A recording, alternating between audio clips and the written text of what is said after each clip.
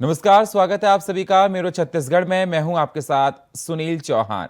साल के आखिर में छत्तीसगढ़ में विधानसभा चुनाव होने हैं। ऐसे में छत्तीसगढ़ की भूपेश सरकार का यह आखिरी सत्र है। लिहाजा सरकार को सदन में घेरने के लिए बीजेपी ने एड़ी चोटी का जोर लगा दिया है। बेरोजगारी भत्ता समेत कई मुद्दों को लेकर बीजेपी विधायकों ने सरकार की घेराबंदी की कोशिश की। इस दौरान बेरोजगारी भत्ते पर सदन में जमकर हंगामा हुआ। ये रिपोर्ट देखिए। साल के आखिर में छत्तीसगढ़ में विधानसभा चुनाव होने हैं। ऐसे में छत्तीसगढ़ की भूपेश सरकार का ये आखिरी सत्र है। लिहाजा सरकार को सदन में घेरने के लिए बीजेपी ने एड़ी चोटी का जोर लगा दिया है। बेरोजगारी भत्ता समेत कई मुद्दों को लेकर दूसरे ने बीजेपी विधायकों ने सरकार की घेराबंदी की कोशिश की।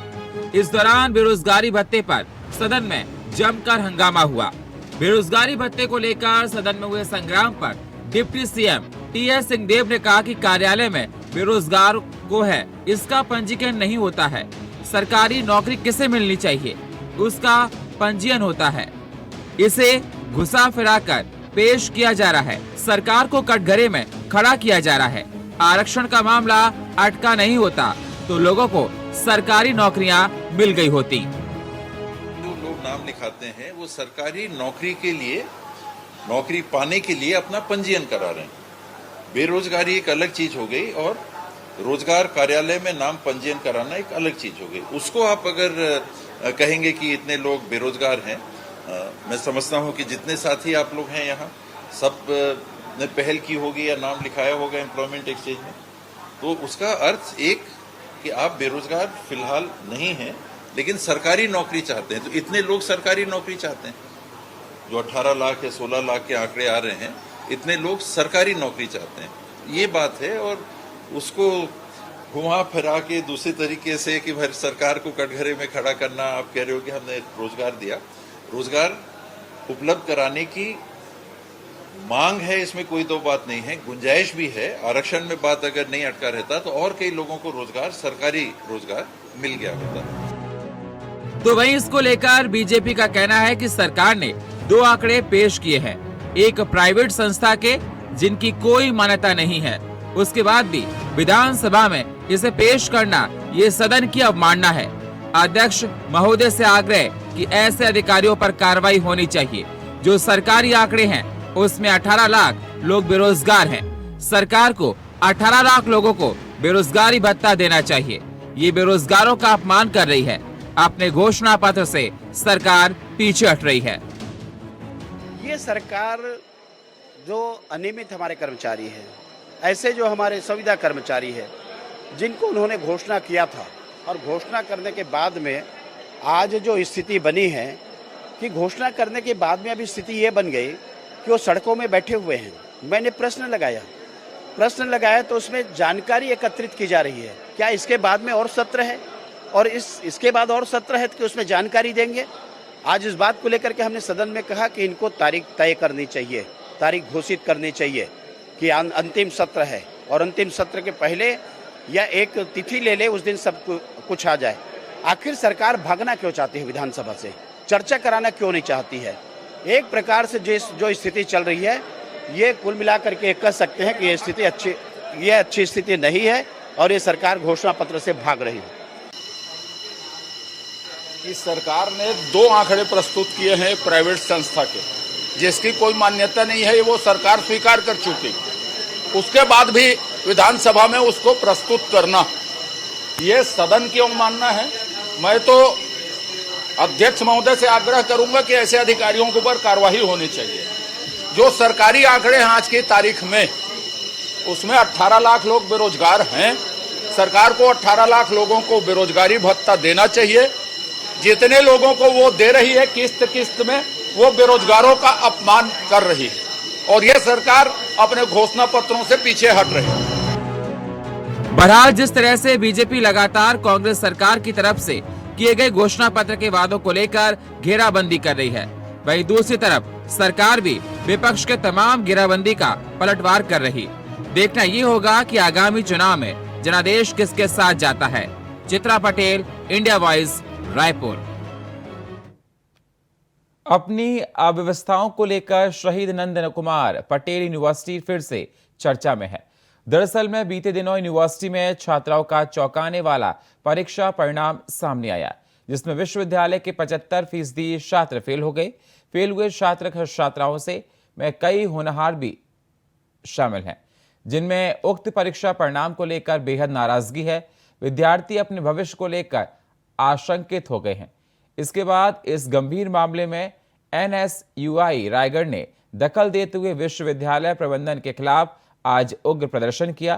प्रदर्शन करने वाले NSUI सदस्यों का कहना था कि परीक्षा परिणाम के खिलाफ छात्रों को गहरा असंतोष है। ऐसा कतई संभव नहीं कि इतनी बड़ी संख्या में विद्यार्थी फेल हो जाएं। इस तरह का परीक्षा परिणाम प्रबंधन की लापरवाही दिखा रहा है। हमारी मांग है कि बिना कोई शुल्क लिए पुनः संबंधित विषयों की कॉपी दोबारा जांच कराई जाए। जैसा कि ज्ञात है कि नंद कुमार पटेल विश्वविद्यालय में हमारे NSUI के द्वारा लगभग 100-150 छात्र छात्राओं के साथ एक आंदोलन की जो है पहले भी सूचना दी गई थी। उसी तारतम्य में SSP सर के एडिशनल सर के मार्गदर्शन में समुचित सुरक्षा व्यवस्था लगाई गई थी। छात्रों की मांग जो है उनको कुछ न परीक्षा में कुछ गड़बड़ियों की जो है वो आशंका लगा रहे थे, जिसकी वजह से बहुत सारे छात्रों का रिजल्ट भी खराब हुआ, ऐसा उनका मानना है। तो विश्वविद्यालय की जो प्रशासन है उसके द्वारा छात्रों की बात भी सुनी गई और एक मध्यस्थता की गई, जिसमें इनका निर्णय हुआ है कि एक रिव्यू कमेटी बनाई जाएगी। छात्रों की जो भी मांग है उस कमेटी में रखकर उनमें समुचित निर्णय लिया जाएगा। छात्रों द्वारा मांग की गई है कि कुछ पेपर्स में उनके परीक्षा परिणाम जो हैं वो उनके फेवर में नहीं आए हैं, वो संतोषजनक नहीं हैं। तो उनकी मांग है कि उन प्रश्न पत्रों या उन परीक्षाओं के विषय में रिव्यू करा लिया जाए। और कुछ एक मांग उनकी ये आई है कि पुनर्मूल्यांकन के लिए जो शुल्क लिया जा रहा है वो शुल्क माफ़ कर दिया जाए, क्योंकि पुनर्मूल्यांकन बहुत लोगों को भरना है। तो इसके बारे में उनका ज्ञापन हमने स्वीकार किया है और उनको ये आश्वासन दिया है कि कुलपति महोदय को इस बात से अवगत कराते हुए और हमारे विश्वविद्यालय की जो हायर अथॉरिटीज़ हैं उन अथॉरिटीज़ तक ये बात पहुंचाकर जितनी जल्दी हो सके छात्र हित में जो निर्णय किया जा सके वो करने की कोशिश करेंगे। जो नियमानुसार प्रक्रिया रहेगी उसका पालन करते हुए जो उनके फेवर में हो पाएगा हम करेंगे। भाटापारा GN कॉलेज में अखिल भारतीय विद्यार्थी परिषद के पदाधिकारियों और सदस्यों ने पंडित रविशंकर शुक्ल विश्वविद्यालय के 73% छात्रों के अनुत्तीर्ण होने पर सभी 73% छात्रों के पुनर्मूल्यांकन की मांग को लेकर कुलपति के नाम कॉलेज की प्राचार्य शर्मा को ज्ञापन दिया है। आपको बता दें, प्रदेश सचिव आकिब मेघवन के मार्गदर्शन में जिला अध्यक्ष विवेक यदू की उपस्थिति में विधानसभा अध्यक्ष हरीश लहरे के नेतृत्व में कुलपति के नाम प्रचार को ज्ञापन सौंपा गया। आकिब मेमन ने बताया कि लगातार हर सत्र में विश्वविद्यालय के परिणाम 50% से 60% उत्तीर्ण परिणाम आते थे, परंतु इस वर्ष हर संकाय में 30% से 35% परिणाम आए हैं। लगभग प्रदेश में 73% लोग अनुत्तीर्ण हो गए हैं, जिसमें विश्वविद्यालय द्वारा जांच में लापरवाही बताते हुए पुनः जांच कराने की मांग की गई है। ऐसा है कि भाटापारा गजल महाविद्यालय के छात्र छात्राओं का प्रथम वर्ष के उनका परीक्षा परिणाम 30 से 35% आया है, जिसको देखते हुए आज NSUI द्वारा भाटापारा विधानसभा अध्यक्ष और प्रदेश सचिव और हमारे सभी साथियों द्वारा छात्र छात्राओं के साथ मिलकर एक ज्ञापन सौंपा है कि इसका रिवैल्यूएशन कराकर तो छात्रों की जो हानि हो रही है, जो परीक्षा परिणाम में जो इनका त्रुटि आई है, उनको सुधारने के लिए एक ज्ञापन सौंपे हैं। इस ज्ञापन के माध्यम से हम यूनिवर्सिटी से मांग करते हैं कि रिवैल्यूएशन करके इनका जो त्रुटि हुई है उसको भरपाई करें और छात्र छात्राओं के हित में उनको आगे के भविष्य को देखते हुए उनके भविष्य के साथ खिलवाड़ न करते हुए उनके हित में कार्य करें। हमारे कॉलेज में सारे स्टूडेंट्स आए हैं यहाँ पे, सबका रिजल्ट बहुत बिगड़ा हुआ है। तो हम लोग प्रशासन से ये चाहते हैं कि हमारे रिजल्ट पे कुछ अपने काम करवाएं और सारे बच्चों का रिजल्ट तो इतना गंदा आया है कि पूछो नहीं। 0 मार्क्स दिए बच्चे, इतने तो भी गधे नहीं हो सकते बच्चे कि उनको 0 मार्क्स मिले। तो कुछ बच्चों लोगों का काम करवाएं और हमारे जो भी चीज हमने किए है ना उसको आगे बढ़ाने के काम करेंगे। बाकी टीचर्स लोगों का तो पता नहीं, टीचर्स तो अच्छे ही पढ़ाते हैं और बच्चे लोग भी अच्छा एग्जाम लिखे, बाकी टीचर्स लोग कैसे उसको चेक किए हैं वो हमको पता नहीं। तो हमारी आंसर शीट अच्छे से प्रॉपर चेक हो और हमको अच्छा रिजल्ट मिले और प्रॉपर हर चीज पंडित रविशंकर के अंतर्गत भाटापारा शासकीय गजानन महाविद्यालय में अभी जो BA, BCom, BSc, maths, bio सभी का रिजल्ट आया है। जो एकदम दुर्भाग्यपूर्ण है कि रिजल्ट में जो टॉपर हुआ करते थे वो लोगों का नंबर जो है 0%, 1 नंबर 2 नंबर के लिए सैकड़ों फेल कर दिया गया। आज भाटापारा एनएसयूआई के द्वारा मैडम जी को कुलपति के नाम अपन ज्ञापन सौंपे हैं और जल्द ही इनका जो उत्तर पुस्तिका का जांच हो, जिससे सभी छात्र भविष्य में अपना अच्छा रिजल्ट को साबित कर सकते हैं। छत्तीसगढ़ दुर्ग जिले में सतनामी समाज के मंदिर में मुस्लिम संप्रदाय का झंडा लगाने वाले 3 आरोपियों को पुलिस ने गिरफ्तार कर लिया है। आरोपी सामाजिक सौहार्द खराब करके जिले में दंगा फैलाना चाहते थे, इसलिए उन्होंने रात में जाकर एक समाज के मंदिर में दूसरे समाज का झंडा लगाया है। पुलिस आरोपियों से पूछताछ कर रही है।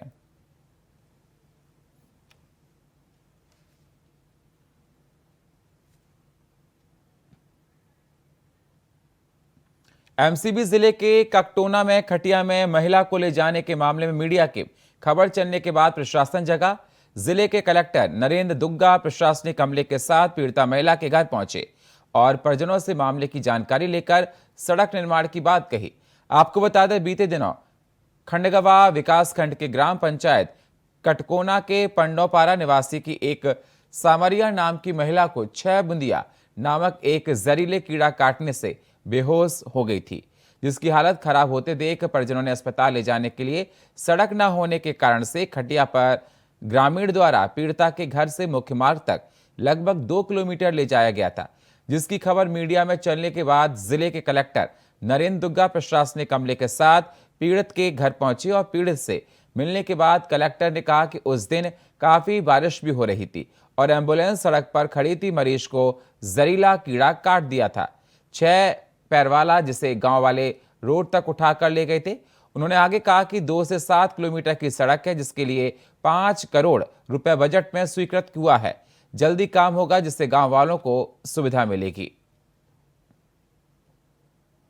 ये क्योंकि उस दिन काफ़ी बारिश हो रही थी, एम्बुलेंस आके वहाँ तक 108 खड़ी थी रोड में, वहाँ अंदर नहीं घुस पाई, इसलिए वो जो पेशेंट है उनको एक कीड़ा कोई काट दिया था, 6 पैर वाला कीड़ा बोलते हैं।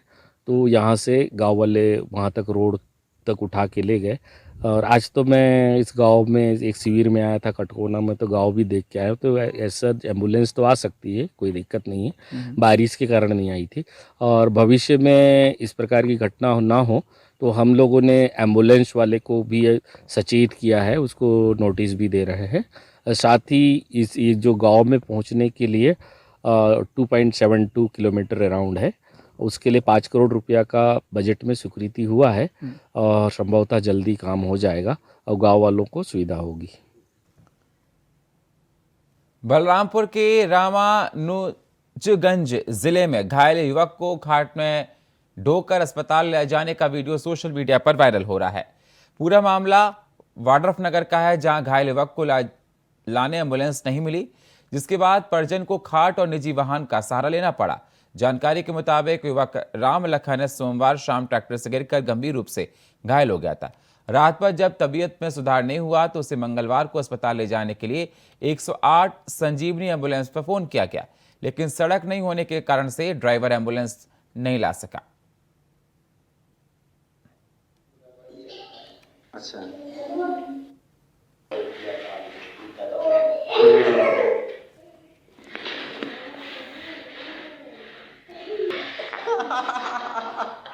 नहीं नहीं, देखिए ये कहा गांजा रखे हैं गुरुदेव, गांजा है ये। अच्छा,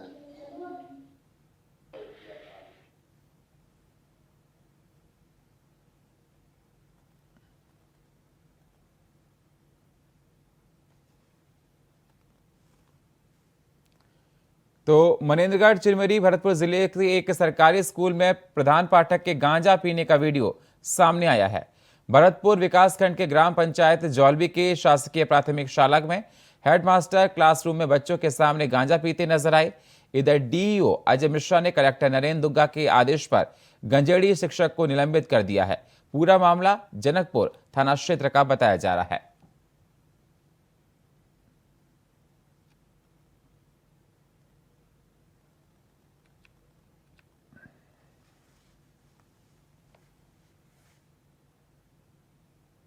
नहीं देखिए ये कहा गांजा रखे हैं गुरुदेव, गांजा है।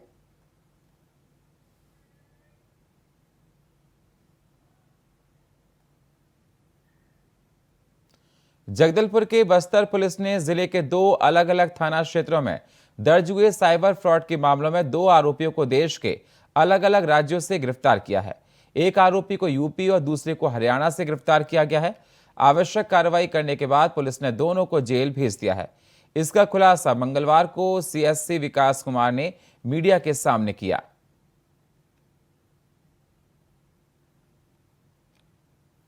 जगदलपुर में कलेक्टर और जिला निर्वाचन अधिकारी विजय दयाराम के ने कलेक्टोरेट परिसर में जिले में ईवीएम और वीवीपैट मशीन के प्रचार प्रसार के लिए 3 मोबाइल डेमोन्स्ट्रेशन वैन को हरी झंडी दिखाकर रवाना किया। विधानसभा आम निर्वाचन 2023 को दृष्टिगत रखते हुए मोबाइल डेमोन्स्ट्रेशन वैन को तैयार किया गया। वैन के माध्यम से मतदाताओं को ईवीएम और वीवीपैट मशीन की जानकारी सभी मतदान केंद्र, हाट बाजार, विद्यालय और महाविद्यालय में दी जाएगी। जिला निर्वाचन कार्यालय की ओर से सभी मतदान केंद्रों को समाहित करते हुए जिले के 3 विधानसभा के लिए मोबाइल डेमोन्स्ट्रेशन वैन में अलग अलग प्रभारी और प्रशिक्षक को दायित्व सौंपा गया है। कलेक्टर और जिला निर्वाचन अधिकारी विजय के मार्गदर्शन में विधानसभा निर्वाचन 2023 में 100% मतदाताओं की ओर से मताधिकार का प्रयोग सुनिश्चित कराने मतदाता जागरूकता कार्यक्रम का आयोजन किया जा रहा है। ज्यादा ब्याज का लालच देकर करोड़ों की ठगी करने वाले चिटफंड कंपनी के डायरेक्टर को सुपेला पुलिस ने सोमवार को रायपुर से गिरफ्तार किया। आरोपी अश्विनी पांडे उर्फ सोनू ने ज्यादा ब्याज का झांसा देकर लोगों से चिटफंड कंपनी में पैसे जमा कराए, फिर करोड़ों रुपए लेकर चंपत हो गए। मामला जनवरी 2017 का है। सुपेला थाने में आरोपी के खिलाफ केस दर्ज होने के बाद से ही पुलिस उसकी तलाश कर रही थी। आरोपी के खिलाफ सुपेला के अलावा निवई सहित अन्य थानों में ठगी के मामले दर्ज हैं।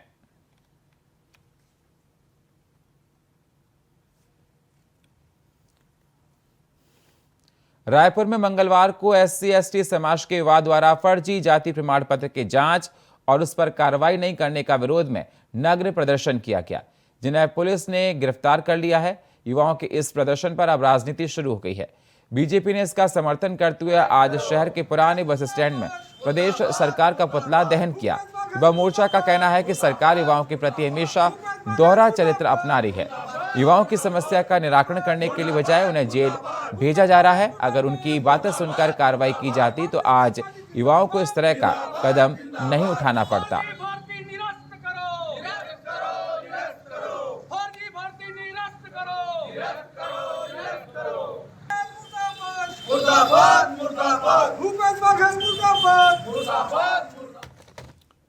विपक्षी पार्टियों के एकजुट होने पर सांसद सुनील सोनी ने तंज कसा। सांसद सुनील सोनी का कहना है कि इनकम टैक्स और ईडी से बचने के लिए एक समूह है। ये समूह जिन्होंने राज्य और देश के पैसों को लूटा है। प्रधानमंत्री मोदी ने कहा है, मोदी को कोई नहीं डरा सकता। पीएम ने तय किया, ना खाऊंगा ना खाने दूंगा। जो लोग देश का पैसा लूट रहे हैं सबके ऊपर कार्रवाई होगी। ईडी और आईटी जीतेगा। वो इंडिया नहीं है। इनकम टैक्स और ईडी से बचने के लिए जो है एक समूह है, और ये समूह जो है जिन्होंने राज्य और देश के पैसे को लूटा है, और प्रधानमंत्री मोदी जी ने कहा है कि मोदी को कोई नहीं डरा सकता। ये शब्द को उन्होंने कहा है, तो ये प्रधानमंत्री मोदी जी को आप नहीं डरा सकते।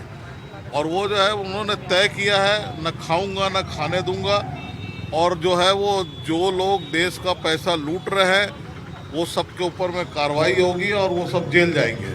तो ये इंडिया जो है, ये समूह जो है, ये ईडी और आईटी के। कोरबा में भारी वाहनों के परिचालन से क्षतिग्रस्त हो रहे पानी के पाइपलाइन से आक्रोशित वार्ड नंबर 18 के लोगों ने डीएसपीएम प्लांट प्रबंधन के खिलाफ मोर्चा खोलते हुए मेन गेट पर तालाबंदी कर दी। लोगों के प्रदर्शन के कारण से प्रबंधन सख्ती में आ गया। लोगों का आरोप है कि प्लांट के 2 नंबर गेट से भारी वाहनों का लगातार परिचालन हो रहा है, जिससे घरों में पानी की सप्लाई होने वाली पाइपलाइन में टूट फूट हो रही है और घरों में पानी ठीक से नहीं आ रहा। गो के प्रदर्शन को देखते हुए प्लांट के अधिकारी वार्ता के लिए बाहर भी आए और इस दौरान कर्मियों के उनके साथ नोकझोंक भी हुई। हालांकि वे प्रदर्शन कर रहे लोगों ने साफ कर दिया कि अगर ठोस आश्वासन जब तक नहीं मिलेगा तब तक प्रदर्शन जारी रहेगा।